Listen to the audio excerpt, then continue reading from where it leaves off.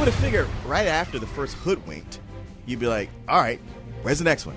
I know y'all got one. Well, how long ago was the first Hoodwinked? About 20 years ago, because I've been counting the days. It actually came out before Snow White. I would say it was at least a good 5 years, maybe even 2006 was when it came out. January 2006. Yeah. Oh, wow, man. But did I nail it or what? Yeah, you did. And the thing is, it's not like they waited 5 years to work on it.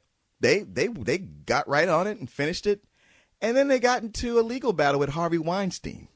Yeah. So it's been tied up for about 2 years, if I'm not mistaken. Oh, no shit. Okay. Okay. I thought they were just like perfecting their craft, like, you know, getting them jokes ready. I was like, man, this is going to be the funniest shit ever. Yeah, no. Damn it. I think that the first one, which was, you know, it was cute. It was like really terrible animation, first off. Like awful. Right. Yeah, no, it's one of those where like, I remember at the time I saw it, I went with no expectations. They didn't have a screening for it. And I just went, you know, I want to see it. I remember it being murky, and I was just like, I don't have high hopes for this, but then it was funny. Yeah, and that's what saved it. I mean, really, because I mean, I think I rented it like about 3 months after it came out, and it was one of those things I was just like, I'm bored. I just close my eyes, pick up whatever I can.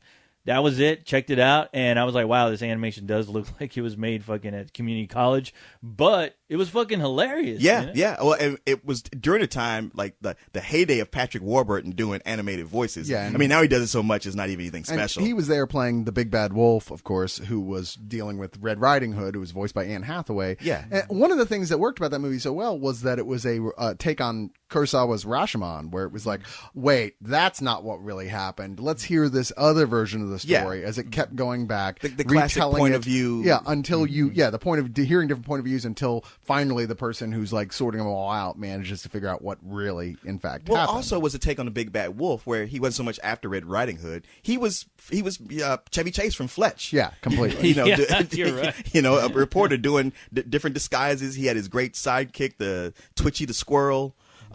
Which was at the same time that Over the Hedge had a over caffeinated squirrel too. It's just kind of an odd thing going on. But anyway, it was one of those surprises, you know, outside of the shitty animation, and it was true. Getting it recently on Blu-ray and rewatching it, I was like, oh, it'll be all cleaned up, it'll look great. No, it still looks terrible. No, it does look awful. Animation is awful. Yeah, and unfortunately, here we are, like 2011. You know, many years after the fact. The first film, while far from a hit, certainly has gained some attention. Like, for instance, the Jim Henson Company were big fans of it, and were trying to make deals with the people involved with it. And there was enough tension that, like, they've taken all this time to make a sequel, Hoodwinked 2. What was this terrible title? Electric Hood Boogaloo versus Evil. Like, really? I was like, okay, fine, whatever. But they have upgraded nothing except putting it in really mediocre 3D. Well, okay, here's I'll give him a pass on this much. The animation is better. It's still not good, but it's better. But if it had been even any better than what it was, it wouldn't have looked like the original Hoodwink. Like the original Hoodwink was so bad, you had to stick to that somewhat to keep it the same. Well, part of the problem is that it looks like a cutscene from a PlayStation 2 video game. Okay. Completely. Yes, it does. The whole thing. And it moves like the playing of a PlayStation 2 video game all the way through it. I can't believe that this wasn't just a game. It's funny because they excuse it in the notes from the Blu-ray, how they say like, no, we were going for this look that was less like animation and more like the Rankin Bass Christmas specials that was stop motion dolls. And it's like, you look at it like, guys, that's not what it looks like. Whatever. It looks like it looks just like you said, community college, like some students from community college put it together. And this is not much better. But hey, you know what? We were able to forgive the animation before and We still did forgive it this time, because it's right? funny. I mean, it's like watching Beavis and Butthead. I'm not going to be the asshole going, if only this animation were better. If only it was Disney quality. Except this does not have the jokes to carry it. It's dog shit. Oh, It's so not funny. For one thing, the plot is not anywhere near as interesting. No. You've already got the characters set up, except this time it's Hayden Panettiere playing Little Red Riding Hood. Yeah, I think Panettiere. Let's see, it just makes me think of her panties and I feel dirty, so I just try and just say the cheerleader Just from think about Hero. the cheerleader's panties. Come on. And she's red this time instead of Anne Hathaway. And not that it makes a big difference. And they all work for a spy agency that's run by the frog character. Who is it? Is that Kirk Kirkendall? Is that right? No, I'm sorry. David Ogden Stiers, who plays Detective Nicky Flippers. Yeah, Nicky Nicky Flippers. And so it's like this spy agency that patrols the fairy tale world that they all live in. And while they're dealing with a situation with a sort of Hansel and Gretel witch who's preparing to eat them, Little Red Riding Hood is off training with a sort of mystical martial arts Sisters of the Hood, right? Organization of grannies that protect their cooking related fighting skills, and most especially a magical truffle that apparently will make the person who eats it completely invulnerable. Only thing is, they figure out someone has stolen the recipe. So of course she has to go back, and this all ties in together. Granny's been kidnapped. They got to save Granny. You got to get the recipe back. Yeah, and save Hansel and Gretel. And the thing is, it's all actually very, very straightforward. There's no twists or turns that are unexpected like there was in the first one. The Big Bad Wolf is much less of a Fletch character in this one, and kind of just a wise ass, really. Well, they've made them all secret agents. Like before, Nicky Flippers was just a detective, but now he's the head of a spy organization, HEP, to deliver, guarantee happy endings ever after, or happy ever after, something like that.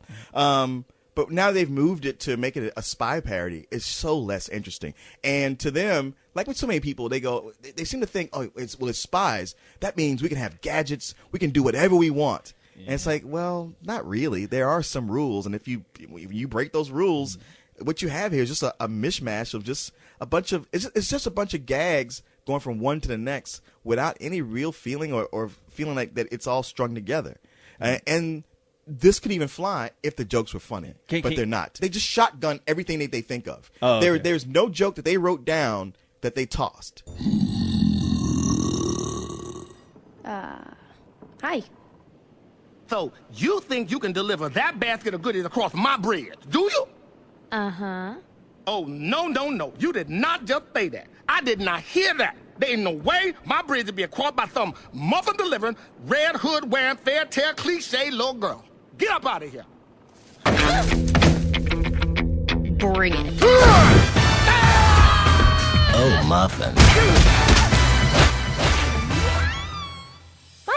Because I just want to get this out real quick because I am really sick of this whole fucking spy bullshit. Yeah. That they really like throw on these kids movies, and a large part of it is due to those fucking cats and dogs movies, which I am I'm done with it. Because I mean, Spy Kids as well. It's like the lowest common denominator now to me when you have to incorporate a spy angle with these types of movies. Well, honestly, that's the movie that it reminded me of most of the time was Cats and Dogs. See, I thought Cats and Dogs was Casablanca next to this. I mean, there were actually scenes in Cats and Dogs that made me personally laugh. There was nothing in here that made me laugh. I mean, I can't believe I didn't walk out. I think the ghost of you. Did you like die on the operating table for a couple of minutes? Because I felt like I was trying to get up and something was pulling me back. Like, no, you're not leaving this motherfucker.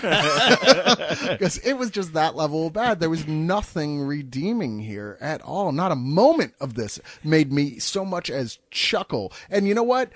I love Patrick Warburton. I love when he's playing this type of character. He's like one of my favorite voice actors right now. And wow, they didn't give him anything funny to say. It feels over-calculated. Yep. Every bit of it feels like so self-aware. I mean, not even in a meta sense, and the sort of like over-analysis of pop culture where they are like, okay, well, we have to reference this, and now this has to reference that. And you're like, no, it really doesn't. Just make an entertaining story. Make these characters where we give a shit about them. I mean, if they're going to give them something funny to say, it's got to be because it's actually funny in relation to the situation. Let me frame this for you. Not only do they throw in so many pop, culture references that they do the "say hello to my little friend" joke. Oh, yeah, but they do the yippee-ki-yay motherfucker joke twice. Yeah, it's like you don't even realize that you've already done this. Yeah. You're throwing it in again. They have a mobster character in there at one point who's the giant from Jack and the and it's Brad Garrett doing the voice. Yeah, he's probably like the best voice actor in this whole thing. But this is the type of movie that feels it really needs to do the "Are you talking to me? Yeah. Are you talking to me?" Do they not realize? No, I'm sorry, it's not that. Do I amuse you? And I'm like, that's clown? the one they do. Yeah. Do they not realize? I get the cliches mixed up. Yeah. Do they not realize it's 2011? Clearly they don't. Yeah. I mean, even if it was 2006, it would be way, way, way past the time that it was cool to make those jokes. It's written on a level for kids who are way too young to know any of what they're talking about. Yeah, in which case, why don't you just put them in front of a fucking aquarium? You know, I mean, I heard one critic defend this movie by saying, you know what, if your kids like the first one, don't bother taking them to this one because they're too old for it. But, you know, kids who are that, like, really young age, you know, who are undiscriminating, it was like, stop talking for little kids. That's not a fetus might enjoy this if you injected it in the womb. Yeah. Really? How do you know? And, you know, really, so why would you pick this instead of something that was free? Yeah. That was like just, you know what I mean? Yeah. I mean, why would you go spend $12? And I don't think you should. Yeah, one of my favorite things in the first movie was Andy Dick as the villain, that Bongo the Bunny, because it was a surprise when he came as a villain, and he was awesome. So they do bring him in because I saw his name in the credits. Yeah, I'm not surprised by that. But. Well, it's weird how this movie has all the credit actors, like on a black screen, come up before the actual movie. Yeah, like I've never seen a movie do that before. It says the title, and then it's like featuring the talents of, and then shows each actor and who they're playing. And maybe they saw the movie. Okay. Maybe they saw the movie and they're like, you know, like, nobody's getting out of this. Put our names up first at least. Well, there's a hell of a lot. There's a hell of a lot of talent in here altogether. I mean, you've got Glenn Close, Andy Dick, Martin Short, David Ogden Stiers, Bill Hader, Amy Poehler, Joan Cusack, Brad Garrett, Wayne Newton, Cheech and Chong. Oh, that's right. Heidi Klum. Yeah. Why? I don't know why. Klum. Is it Klum? It sounds like something you go. Well, she's German, so okay. I got some. Sounds like something I'd bang. But it is kind of funny that they have supermodel Heidi Klum play a character named Heidi, who's a big fatso. Yeah. But yeah, I mean, they bring back the rabbit Andy Dick character just long enough to say, "Ha ha, Silence of the Lambs" joke. You're like, wow, a joke that they use in the second Cats and Dogs. Yeah, another joke that's just not funny anymore. Yeah. And the thing is, like, I was like, oh, they brought him back, and it's Andy Dick, and I'm hoping he's going to be the big villain of the piece because it needs that. Yeah. And no, it's just an excuse to do the Hannibal Lecter joke and then get him out of here. So an injection of Andy Dick didn't even fucking get him a laugh. You know, when it actually gets to the point where you find out who the villains are and they go through their, the big action scene at the end, I know this seems weird complaining about this with everything else that was bad, but the idea is that they're like gigantic. They're like, it's like a city destroying type thing, except when the film feels like it, they change size drastically. Like at one point, they're the size where their heads bump into the ceiling of the room that they're in. They're maybe 15 feet tall. In the next scene, they're like 35, 40 feet tall, and then they're small again. And just, come on, man. Yeah. This is the type of way that this is written, and this is the type of way this is shot. Nobody gave a shit. Yeah, they were actually so impressed with their own jokes, which their jokes are just references. Let's get that straight. That they just figured, hey, we can do whatever we want. People love what's going on. I see a lot of movies do this, and they often do it too early. They seem to assume that you're already in love with their characters, and they can do whatever they want. You'll go with it. It's like, if Jim Henson loves it, Yeah, right. Right. From the grave. Yeah, from the grave. Although, Cyrus, because he's evil now. Where everything else was a reference, there's this one that I was like, I wonder if Cyrus appreciated this, where it's like, wait, genetically modified German children? I did not see that coming. I was like, it wasn't enough. Yeah. I just groaned. I was like, wow, they found a way to work Nazi in here. Oh, man. If they had gone deeper into the Nazi thing, I would have actually probably appreciated that. But the thing is, this movie also has no balls of any kind. No. I mean, it's like anytime there's a bit that could turn into something funny, they just cut it off and go back to the same old mediocre references that were old 10 years ago. Yeah. And sure enough, this is by people who are more associated with doing kinder, gentler stuff, so to speak. Like one of the guys has done videos for Christian rock bands because that's kind of his thing, if that tells you anything at all. Dang. Yeah. He makes awesome music. I'm sorry, which Christian rock band are you talking about? Striper, dude. You too started as a Christian rock band. Did they? Yeah. I'm not saying bands that are Christian. That's fine. There's lots of those. I'm saying bands that their whole gig is, we're Christian and proud. Woo! I guess you two skirted that, but they were quick to like, hey, we're all about Jesus and give praise to the Lord. Right. Then those checks start rolling in. They're like, well, he's our co-pilot. I'm sure he's out there somewhere. He didn't actually write the songs.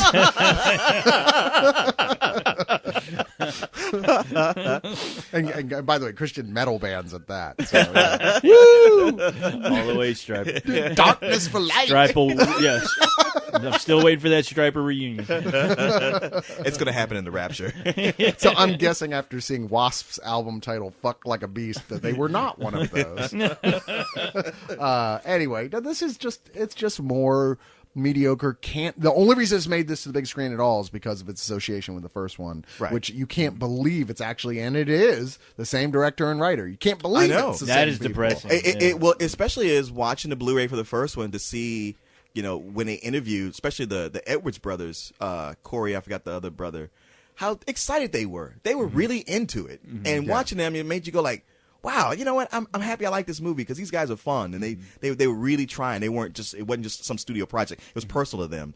This doesn't seem the least bit personal. Or if it is, the last movie was a complete fluke. It's just a blatant cash grab. Yeah. It's just kind of a screw you to the audiences. It feels like we put a lot of work and time building up the first one to where we wanted to be. It felt like they had put work into that story, into the jokes. And here feels like there was no work at all. They sat around having a couple beers and just anything they could think of, they wrote down. And like you said earlier, none of it got cut. Well, yeah. So they pulled the Wachowski's brothers? Is that what they did? Well, you know what? Where a Matrix felt completely misguided, like just went completely off the rails in a big way. This felt more like contractual obligation. Yeah, like they got done and these guys were happy with what they did. Can't believe we made it through and we liked the movie. And then somebody said, "Okay, there's enough demand. We want another one."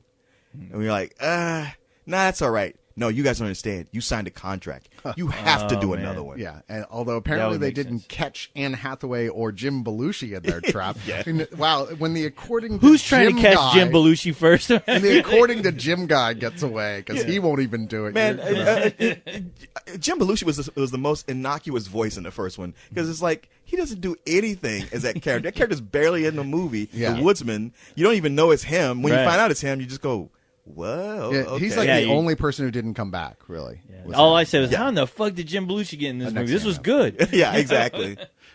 Dang, Cyrus. Well, once again, I just felt like, it's a low rental, but man, you keep talking me into these some old bullshit ratings. I don't know what else to say here. I'm like I said, you said, there's moments I chuckled. I'm like, are there, Leon?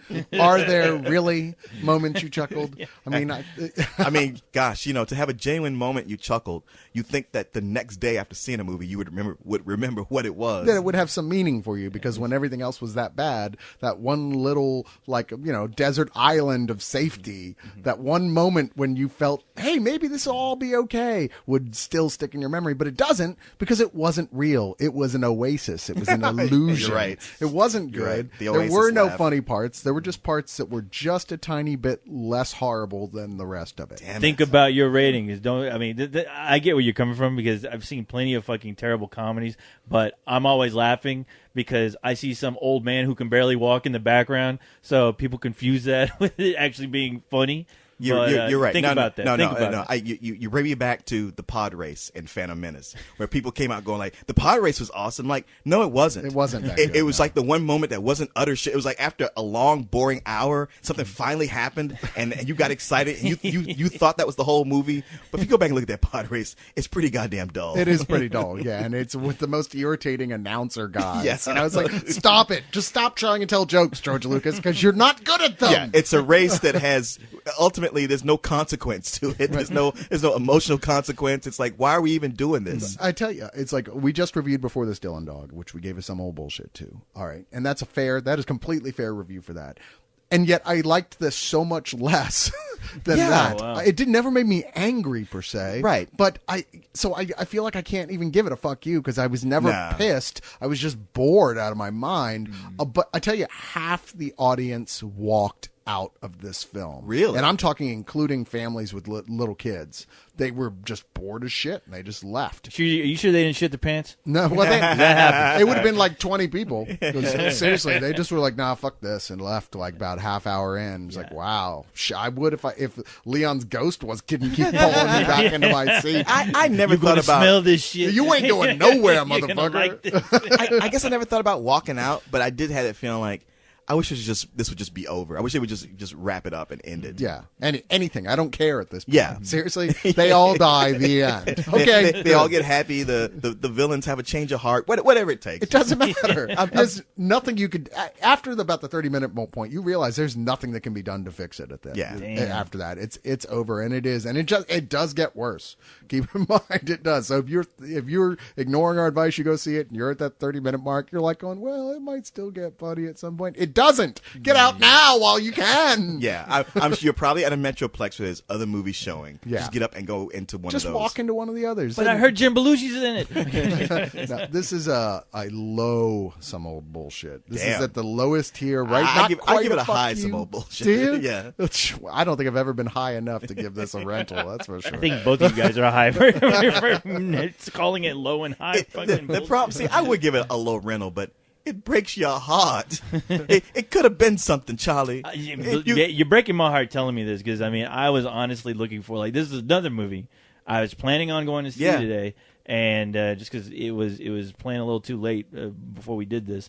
But the thing is, I was really pumped, man, because I really wanted to go back and revisit that first movie because it was one of those movies where you're like, wow, I haven't really heard too much about this film, and I really don't hear anybody talking about it. But watching it, it was like for me, it was like finding a rare gem. Yes, when you're just like, man, why is this film not as popular as it should be? You know? Yeah, and it sucks that the second one. Yeah, when you watch this one, it is everything you thought that first one would have been. Mm-hmm. I would argue that almost every single one of those movies where they are that weird little gem you have to uncover because, they're not wonderful, but they're wow, this is surprisingly good when you think it wouldn't be. That almost nobody knows about.